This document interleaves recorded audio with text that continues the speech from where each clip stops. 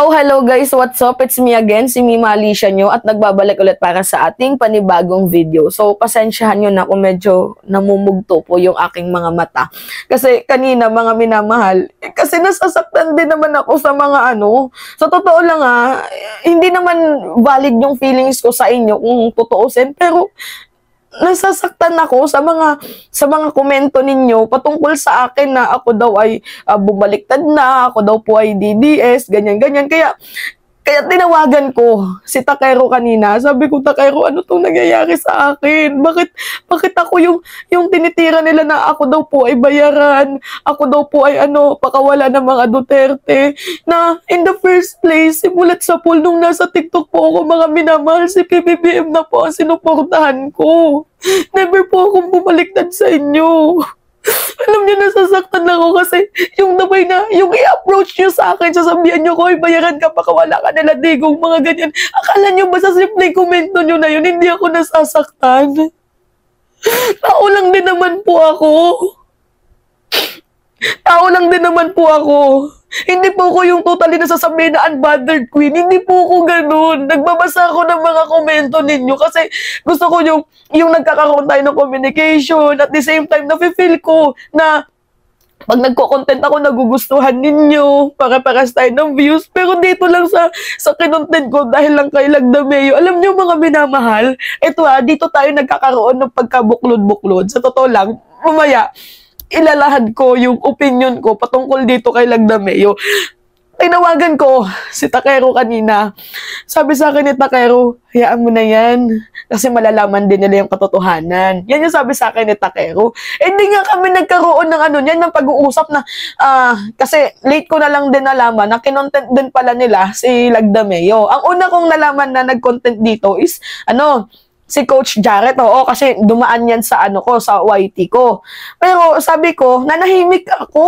Umabot mga minamahal ng 3 araw bago ko nag-content patungkol dito nga kay Lagdameo. Kasi gusto ko i-balance yung opinion ko. Tapos yung sasabihin ng mga tao, inisip ko na din to na ibabash ninyo ako. Pero hindi ko ina-expect na grabe yung marireceive ko. Pati ba naman sa Facebook ko, tinitira nyo ako na bayaran, walang kwenta, bobo, ganyan. Ang dami nyo sa akin masasakit na sinabi na sa tingin ninyo okay lang ako. Oo, nagko-content ako sa ibang mga content, pero hindi mapasok sa isip ko na bakit ganito yung mga tao, ang harsh nila. Hindi man lang nila nakita yung effort ko, hindi man lang nila nakita yung best ko para ipaliwanag itong issue na to.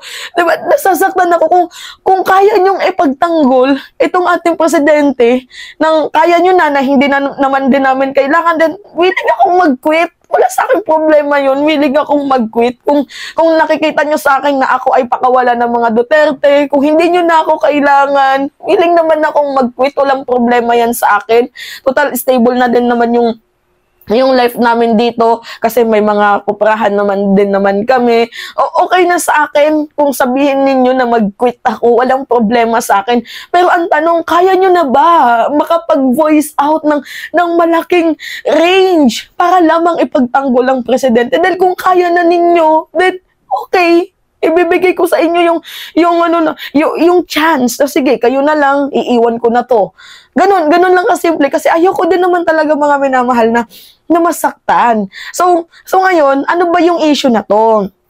Di ba kilala nyo naman si Lagdameo? So, binalita ko na yan sa inyo na yung itong si Sap Lagdameo ay pinapag-resign na nga po sa pwesto. Hindi po yan yung boto lang po ng BARM. It is a unanimous vote, mga minamahal, ng mismong Bangsamoro.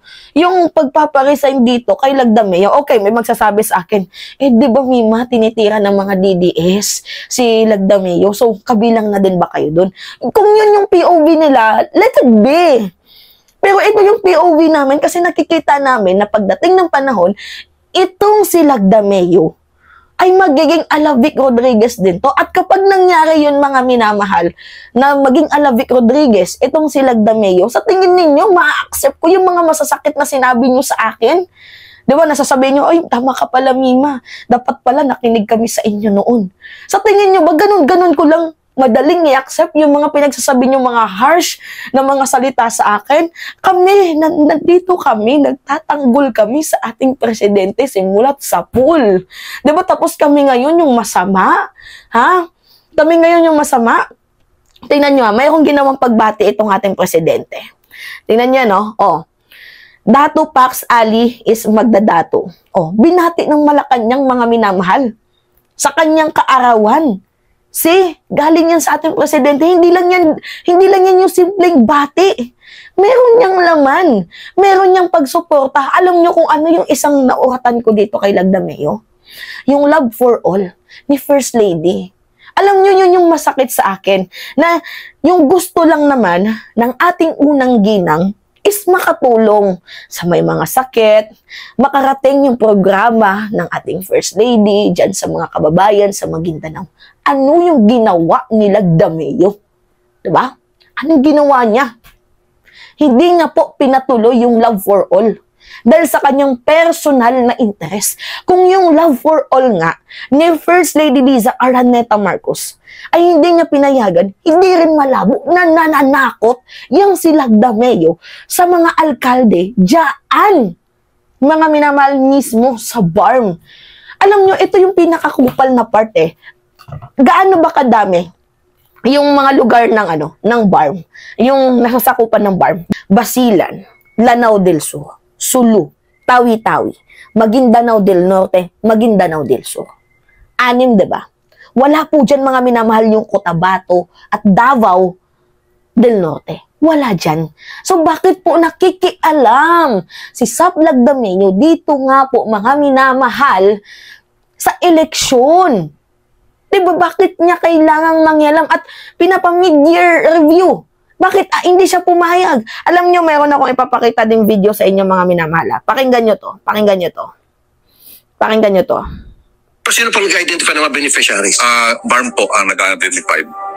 But they go through you. Kasi kayong may bali po lang po ang sa akin is para lang po sa special power of agreement para po ma-approvean po yung pondo na may transfer po doon sa BARM. Kaya nga, pero meron dapat talagang Meron po kami proseso na kailangan dumaan pa rin sa inyo. Yes po, bali po. Since dumaan sa inyo, dahil kasama sa trabaho ninyo na alamin to make sure na yung donation na dumarating from World Bank well spent yung ibig sabihin. Yes sir. Actually sir, we have the validation and monitoring. Kaya nga po may mga... So pakitanong lang po sa BARM paano po nagastos na 1.4 billion. Pwede.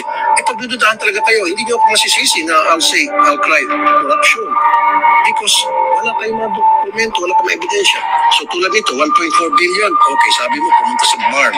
Pero dapat, dumaan sa inyo o hindi dumaan sa kamay nyo, kasama sa trabaho nyo, i-monitor to make sure itong 1.4 billion are well spent money, hindi pa napunta rin sa corruption on the other side. Kung si Anton lang, okay lang si Anton na yan. Kasama lang kami ng congressman. Pareho lang kami ordinaryong tao. Nagkataon lang naging sap siya ngayon. Kung ginabuli mo ako, bakit ka nag-i-interest dito sa BARM? Tama. Ikaw, Sap Anton, anong pinagkaka-interesan mo dito sa BARM na ito? Dahil ba sa billion na kinukuha mo?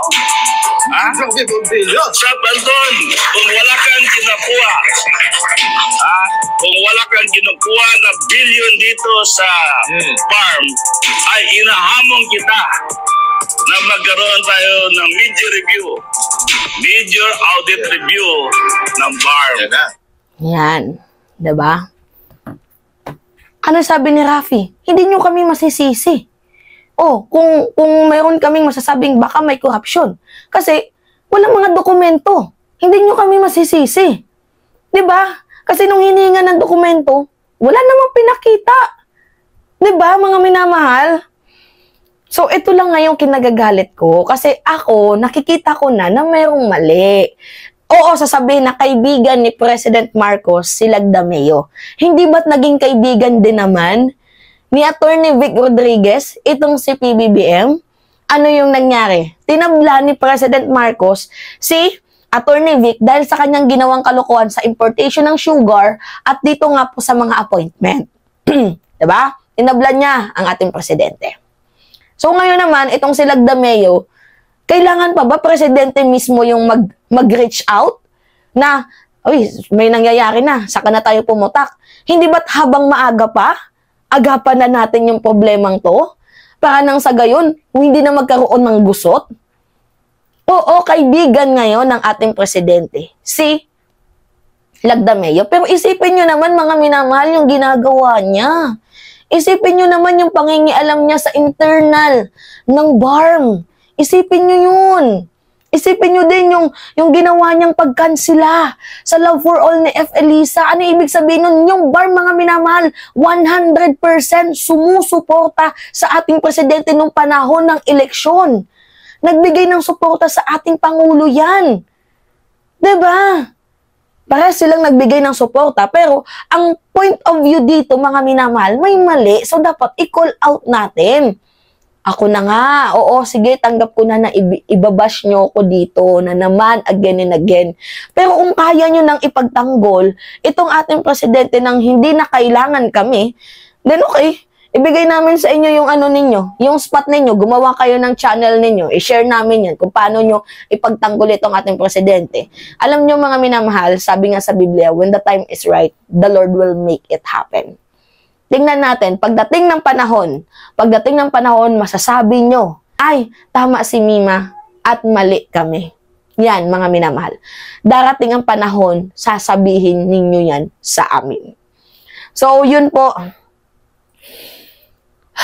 Salamat nga pala dito kay Takero kasi kahit papaano binibigyan niya ako ng peace of mind. Medyo masakit lang talaga sa totoo mga minamahal. Hindi maiwasan na hindi umiyak. Masakit to eh. Politika. Anyway, yun po.